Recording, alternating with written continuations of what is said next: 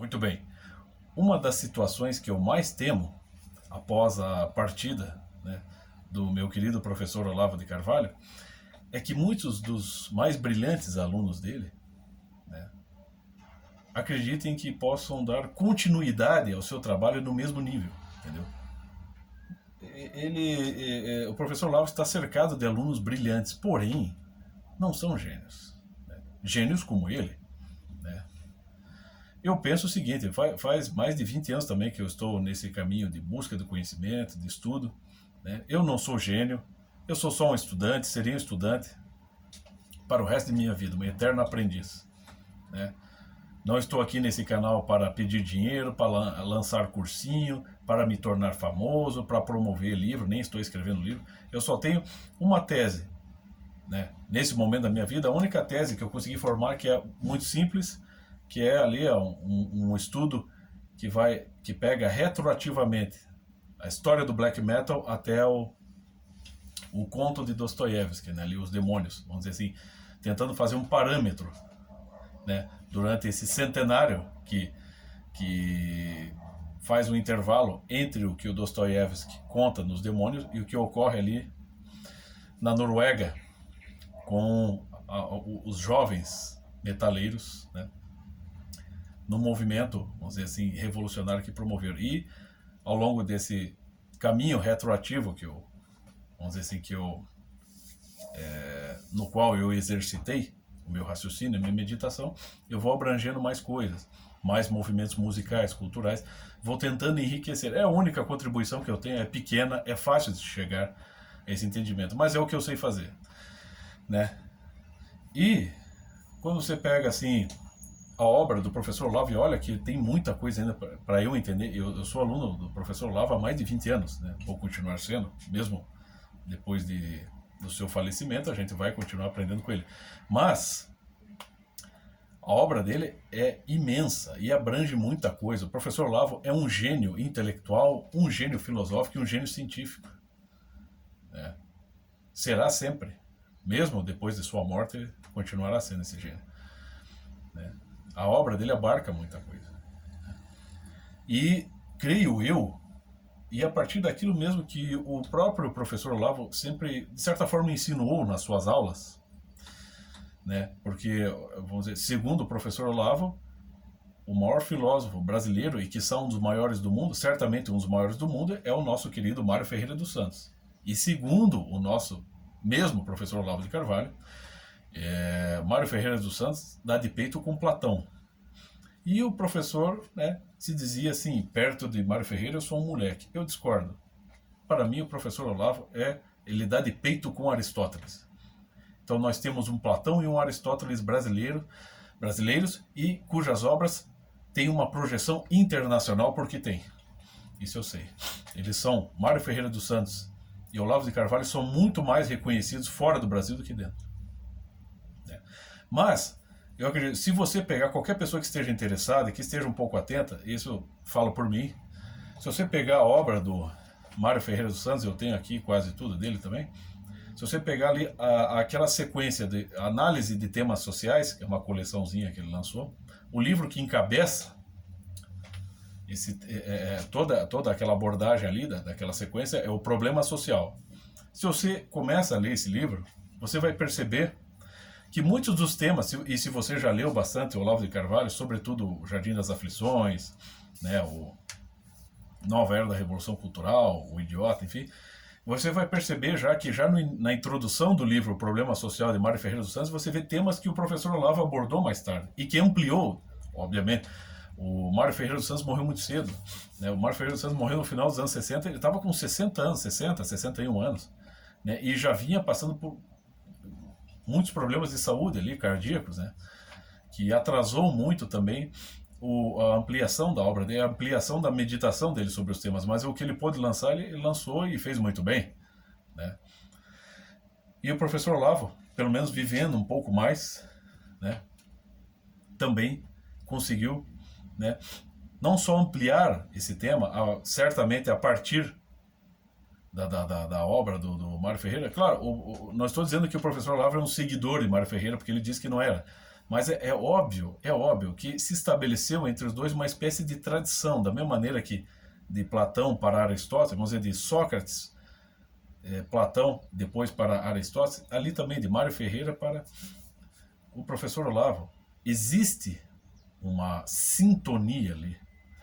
E um deu, de certa forma, continuidade à obra do outro, mas enriquecendo muito mais e ampliando a partir também da sua própria experiência, né, intelectual, sua experiência de vida, né? Então você tem dois gigantes brasileiros. E é difícil alguém que vai assumir esse posto. Mas o que eu temo é isso, é que muitos alunos do professor Olavo, embora brilhantes, mas que não chegam aos pés do professor, intelectualmente falando, vão começar aí, né? Espero que não, espero estar errado, né? Vamos começar a querer, né, botar a banca aí, né? Eu tenho uma, não estou dizendo que o Bernardo Kister seja um cara ruim. Não, ele é um cara bom, é um cara inteligente, competente. Mas, gente, as últimas vezes que eu assisti o canal dele, tá lá o Bernardo Kister com camisa xadrez, com um cachimbo na boca e fazendo coleção de cachimbo. Daqui a pouco ele tá fazendo coleção de arma, daqui a pouco ele tá com chapéu, daqui a pouco ele tá fumando. O que é isso, gente? O que ele pensa? Será que ele pensa que ele é alguma encarnação do professor Olavo? Eu tenho medo disso, né? Eu não duvido da inteligência desses caras. Certamente eles são muito mais inteligentes do que eu, mas vou focar aqui no Bernardo Kister como um exemplo. Acho que foi uns 2 anos atrás, foi realizada uma live, uma transmissão ao vivo entre o professor Olavo de Carvalho e alguns de seus alunos sobre o tema esoterismo. Então você tinha lá a presença de Bernardo Kister, mais uns 2 Zé Manés lá. E o professor Olavo abordou o tema, como sempre, de forma muito brilhante. O problema eram os seus interlocutores, que não sabiam fazer perguntas. Pô, se eu estivesse presente naquela live, eu ia puxar, como o professor Olavo gosta, eu ia puxar pilhas de livros que eu tenho aqui, René Guénon, Friedrich Schromm, Michel Eliade, Ananda Coomaraswamy, Júlio Zévola, Luc Bezoin, James Fraser, entre outros, né? Ia abrir páginas e perguntar, pedir explicações para o professor Olavo esclarecer, para ele apontar ali onde eles acertaram, onde eles erraram, né? Porque eu sei que eu já havia, né, agido dessa maneira em outros momentos, né, em aulas do professor Olavo, quando ele ministrou os cursos sobre teoria do Estado aqui em Curitiba, né, em uma das aulas, isso acho que foi em 2004, eu me lembro que ele estava, né, ali analisando o tema da bifurcação moral, né, a consciência moral, e eu estava terminando, naquele momento ali, eu estava terminando de ler o livro Bode Expiatório, do René Girard, e eu achei em algum momento que a coisa estava, será que esses temas são aproximados, né? Quando o professor diz que, explicando que, né, psicologicamente vemos sempre acusação nos olhos dos outros para aquilo que nós fazemos secretamente. Então eu perguntei se isso não teria alguma coisa a ver com o bode expiatório de René Girard. Ele até deu, mesmo até na época ele deu uma risadinha assim e falou, não tem nada a ver. Daí ele explicou, ele puxou muito da obra do René Girard ali, para fazer um parênteses, né? Fez algumas críticas, colocou algumas, explicitou algumas limitações, né, na obra do René Girard, né? E aquilo enriqueceu de tal forma ali a palestra que depois ele pediu com urgência transcrição da aula, entendeu? Então é o que eu faria, eu puxaria livros e falei assim, olha, eu tô com dificuldade de entender isso aqui, você pode me explicar melhor? Para eu...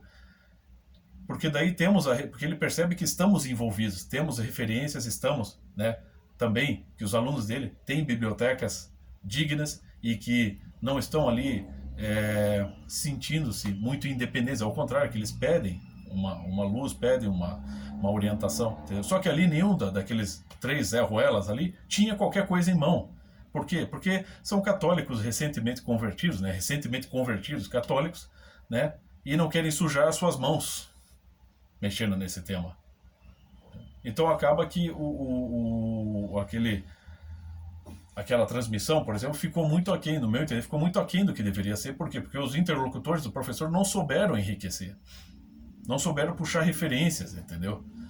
E eu acredito, e eu fico pensando, esses mesmos interlocutores que agora, na ausência do professor Olavo de Carvalho, tenham a intenção de acreditar que estão liderando aí algum movimento aí conservador no Brasil. É isso que eu tenho medo, né? E isso pode não dar certo, porque esses caras têm muito, assim como eu tenho certeza que esses caras têm muito que amadurecer, né?